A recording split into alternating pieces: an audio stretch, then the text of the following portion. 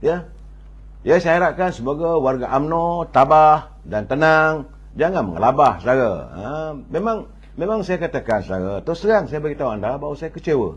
Tapi apakah hidup ini terus hanyut dengan kekecewaan? Apakah kita terus melalut, marah dengan orang? Jangan. Ini kita mengamalkan sistem demokrasi. Dalam demokrasi, bila ada pertandingan, bila ada pilihan raya, ada yang menang, ada yang kalah. Kita biasa menang dan kita juga biasa kalah. Jadi jangan menyalahkan orang. Salahkan diri sendiri saudara. Ya, saya nak bagi tahu bahawa lihatlah macam parti-parti pembangkang lain, mereka juga biasa mengalami kekalahan sebagaimana yang pernah dialami oleh Parti Keadilan. Mereka lebih teruk lagi. Dalam pilihan raya 208 rasanya, tersungkur terus, cuma satu kerusi saja yang dimenangi oleh Datuk Seri Dr. Wan Azizah di Permatang Pauh. Tetapi warganya tega membangunkan parti mereka sehingga semalam mereka mencapai kejayaan yang agak memberangsangkan. Berbeza dengan kita UMNO. UMNO ni bila kalah saja terus mesti berhenti. Presiden kena berhenti. Berapa kali nak buat begitu saudara? Dulu masa ini apa pula lagi ni cucu saya ni. Apa dia? Internet tak ada. Okey. Ada tu, okeylah tu. Aduh, internet tak ada buat sini. Dia pakai internet ni, ambil ini kat sini. Ni. Ambil mobile hotspot. Kan? Okey. Aduh, hai. Begitulah. Saya ni kadang-kadang bukan bijak sangat. Cucu bagi tahu, tak nampak, tak dapat, online. Jadi terpaksa kita berkongsi. Seperti dia kata TikTok ni, dia kata the life is unstable. Jadi saudara kadang-kadang ada, kadang-kadang tak ada. Tak apalah. Jangan lupa saudara live di Facebook ataupun di Instagram dan juga di TikTok. Saya buat tiga-tiga sekali. Yang mana satu yang okey, cuba-cuba carilah yang mana sesuai untuk anda dan tidak mengganggu. Apa ini pencerahan saya. Baik, saya berbalik kepada suasana apa yang saya nyatakan bahawa parti-parti pembangkang biasa kalah. DAP biasa kalah, terduduk. Parti Keadilan biasa kalah, terduduk. Parti PAS biasa cuma dapat 9 kursi saja. Jadi apa lagi? Banyak parti-parti yang lain. Malahan ada yang hilang deposit. Tapi sekurang-kurangnya calon-calon UMNO walaupun kalah, tetapi mereka masih lagi tidak mengalami kehilangan deposit. Ini perlulah kita santuni dengan baik. Kita bersyukur. Semua itu dugaan Allah SWT, saudara. Jangan kita nak marah. Saya hairan saudara, bila masa musim pilihan raya kecil, bila menang, punyalah sanjung presiden bagai nak rak. Harum semerbak nama beliau disanjung di seluruh negara. 7 pilihan raya kecil saudara menang besar. Hebat, tepatlah matlamatnya. Begitu juga bila kita berhadapan dengan pilihan raya negeri Melaka. Menang besar saudara. Dan pilihan raya negeri Johor menang besar. Dan waktu itu presiden disanjung. Tapi apakah bila semalam dah kalah, kita nak salah kepada satu orang? Saya selalu bercakap, kalau rumah terbakar, takkan suruh bapak pula keluar dari rumah. Ini masalah dia saudara. Bagi saya saudara, saya bukan memuji siapa. Tapi bagi saya, kalau nak menyalahkan, bagaimana kata Bung Mokhtar, kalau nak suruh presiden letak jawatan, semua kena letak jawatan. Ketua bahagian kena letak jawatan, ketua cawangan letak jawatan, semua letak jawatan, adakan pemilihan. Dan sekarang ni kita sedang berada dalam saat untuk melaksanakan pemilihan bahagian, pemilihan kepimpinan. Dalam tempoh 6 bulan, ada dalam perlembagaan, apa yang gaduh sangat? Waktu itu, saudara, jadi saya tengok keadaannya begitu, saya rasa agak tak kena lah. Jangan ini jadikan budaya dalam UMNO. Yang menang disanjung dipuja, bila kalah dikeji dihina. Tak usah begitu saudara. Ada silapnya saudara. Ada silapnya saudara. Jangan lupa macam saya katakan dulu, bila nak buat pilihan raya, orang kata kita nak kononnya banjir dan sebagainya. Tak ada pun banjir. Begitu juga bila pengundi 18 sekarang ni diizinkan untuk sama-sama membuang undi. Takkan nak salahkan anak muda. Anak-anak muda ada taste-nya tersendiri. Mesti ada sebab. Mesti ada salah kita. Kalau kita baik, kita mentadbir dengan baik, kita menunjukkan sikap yang baik, tentulah orang akan sayang dan suka pada kita. Ini tidak menyalahkan semua orang. Bagi saya ini tak betul. Bukanlah saya nak memuji, nak mempertahankan presiden, tidak. Bagi saya tak sepatutnya dihalakan hanya kepada beliau. Besok naik presiden baru, kalah lagi, suruh berhenti. Akhirnya siapa nak pegang jawatan Presiden UMNO? Kalah berhenti. Jadi saya tak katakan apa ini untuk menongkak langit, tidak. Macam mana saya katakan pencerahan saya sebelum pilihan raya dulu. Ada ketua bahagian yang tak berhenti-berhenti nak bertanding. Bila tak dipilih, mula maki hamun presiden. Adakah mereka nak menongkak langit? Ini juga menimbulkan kebejatan. Ini juga menimbulkan kemarahan, kebencian, khususnya anak muda. Malahan bila kita turunkan dalam pemilihan calon-calon yang muda, pun ada juga yang tak menang. Nak buat macam mana? Kita hendak menyantuni anak muda. Anak muda tak mau. Okey, kita cari jalan lah, cari upaya.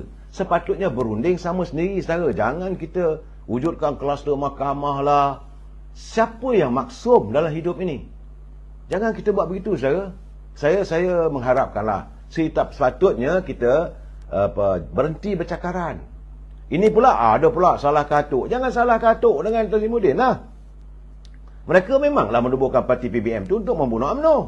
Itu jelas. Yang kita nak marah diorang pasal apa? Jangan marah. Saya tak marah pun, saudara. Ada teman-teman saya berbual dengan saya macam mana sekarang, hebatlah Parti Perikatan Nasional. Dan saya kata hebat. Hebatlah Pakatan Harapan. Saya kata hebat. Hebatlah Datuk Anwar Ibrahim. Saya kata hebat. Kita harus memperakui. Saudara, dalam sistem politik kita ni, kita mesti mengakui ada kesilapan di mana-mana. Contoh saya bagi, bukanlah saya nak menyalahkan sesiapa. Saya, UMNO ni dia kuat.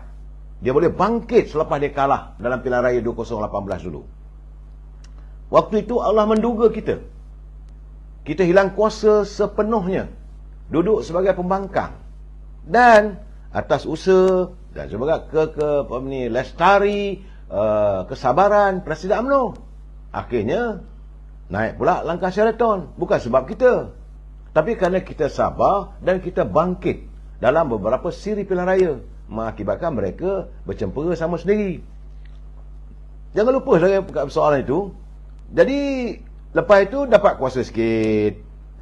Bila berlaku langkah Sheraton, terdapat di kalangan pemimpin UMNO yang menyertai Perikatan Nasional. Masa itu dah nampak bunga-bunga perpecahan dalam UMNO. Apakah pemimpin UMNO ini mudah untuk melakukan perbalahan sama sendiri hanya kerana pangkat dan darjat? Dan apabila kita ataupun ahli-ahli UMNO daripada ahli-ahli Parlimen UMNO menarik sokongan, maka Datuk Ismail Sabri dilantik sebagai Perdana Menteri. Mulalah berebut, mulalah mewujudkan puak-puak. Rakyat bosan tengok begini, saudara. Rakyat bertambah bosan kerana melihat UMNO ni tak habis-habis lagi. Dengan perangainya mengejar jawatan, dengan perangainya menyalahkan orang, perangainya untuk menjaga kepentingan diri. Rakyat melihat, saudara. Sebab itu saya dah berpesan berkali-kali. Masa musim sebelum pilihan raya lagi, saya katakan berhati-hati. Sebab rakyat memerhati anda. Jangan sampai rakyat ada dendam pada anda sebagai wakil rakyat. Anda ada perjuangan, UMNO ada perjuangan. Tapi bila rakyat menolak pimpinan kita, nak salahkan presiden. Dia daripada Perlis sampai ke Sabah, takkah dia ada tangan sakti mengawal semua? Saya tengok kenyataan-kenyataan begitu, saya agak merasa sedih lah saya. Saya sedih kerana parti saya kalah. Tapi saya lebih sedih lagi apabila melihat bahawa pemimpin dalam UMNO ini masih tak sedar diri, masih nak tunjuk kuasa, masih mahu menyalahkan orang lain, menunding jari pada orang lain, tidak mahu memikul tanggungjawab. Sedangkan kita tahu, sepanjang saya ada buat pencerahan, 2-3 pencerahan sepanjang musim-musim pilihan raya tu hari, adanya mereka yang tak dapat dipilih sebagai calon melakukan sabotaj. Adanya ketua-ketua bahagian, timbalan ketua bahagian, naik-naik ketua bahagian, mereka tidak terpilih sebagai calon, mereka dalam diam melakukan sabotaj terhadap parti kerana nak memadankan muka. Ini cerita dia, saya. Bukan kita tak tahu. Bagaimanapun saya berharap agar pengurusi Biro Disiplin kali ini benar-benar ambil tindakan. Tak apalah kita parti yang kalah. Kalau mereka yang didapati menyalahi disiplin, pecat saja. Biar ahli UMNO tinggal 30 orang pun tak apalah. Dan kita banner kembali parti UMNO ini dengan semangat baru, dengan jiwa baru. Sebab kita dah letih lah.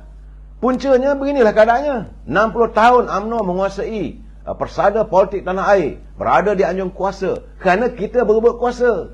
Kerana kita meletakkan kepentingan diri, meletakkan tembuluk diri kita. Itulah dia. Itu saudara Faizal Noh ya. Dua lah dia. Saya nak bagi tahu, bagi dalam keadaan begini, saya nak menyedarkan supaya jangan kita menyalahkan orang. Bagi saya katakan, kalau rumah terbakar, takkan kita nak tendang bapak kita? Takkan kita nak salahkan bapak kita? Mungkin ada anak-anak yang bermain api. Mungkin ada short circuit dalam rumah kita. Takkan nak salahkan bapak semata-mata kalau rumah terbakar. Ini ketentuan ilahi. Sekali lagi, Allah mau menguji kita. Sejauh mana Saudara Jai Pigut, siapa yang nak disalahkan? Salahkan semua. Saya nak salahkan semua mereka yang tidak pernah bersyukur. Yang ada jawatan, bila tak dapat jawatan, melakukan omelan, melakukan sabotaj. Dan bila mereka diberi jawatan, mereka tidak melaksanakan dengan baik. Akhirnya mengundang kebencian di kalangan rakyat. Saudara, ini keadaannya. Yang Hormat, saya tengah live, saya telefon balik Yang Hormat. Saya minta maaf Yang Hormat. Ya. Jadi ini mereka mengundang masalah. Masalahnya apabila rakyat merasakan bahawa diri sebelum kamu nak dapat jawatan. Saya dah bercakap dulu, jangan lupa. Sebelum dapat jawatan, disantunilah rakyat ini. Bagai nak rak lah diagung-agungkan. Bila dapat jawatan, tinggal. Rakyat menderita.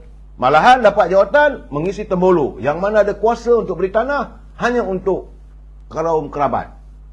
Rakyat berhati saja. Dan ini menimbulkan dendam rakyat. Dan dalam keadaan begini, jangan marahkan rakyat kalau mereka membuat pilihan. Kalau ini keadaannya. Dan yang membuatkan mereka pertama bosan, apabila saat-saat akhir sebelum kita mengadakan pilihan raya. UMNO, Perhimpunan Agung UMNO memutuskan supaya diadakan pilihan raya sesegera mungkin.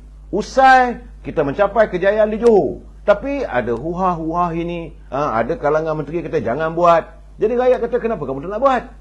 Kenapa kamu sanggup menasihati yang awak pada menteri supaya ditangguhkan dan sebagainya? Jadi rakyat merasakan kamu mementingkan kepentingan diri.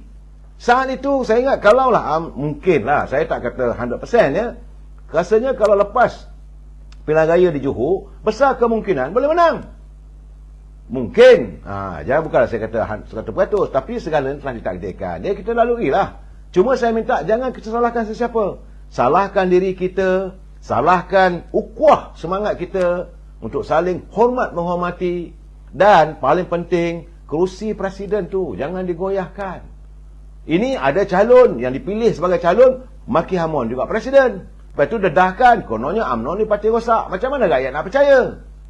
Bagi saya seharusnya Biro Disiplin kena ambil tindakan. Kerana dalam kempennya dia mencerca parti. Saya tersinggung. Tapi saya ahli biasa, apa boleh saya buat? Apa yang boleh saya lakukan? Saya tak punya apa-apa kuasa. Cuma rasa kecil hatilah. Sampai hati. Kau dapat peluang je bertanding. Tapi kau sanggup maki parti kita ni. Baki rosak. Saya bertanding ini, calon undilah saya kerana saya nak menjadi Perdana Menteri. Kamu melanggar peradaban. Kamu kata kamu nak betulkan parti dah rosak. Kenapa dicerita begitu? Ada kawasan-kawasan saudara, bila peruntukan tahun pilihan raya kali ini, UMNO bertanding dalam penuh kekeringan. Kena ingat, kita bukan kerajaan.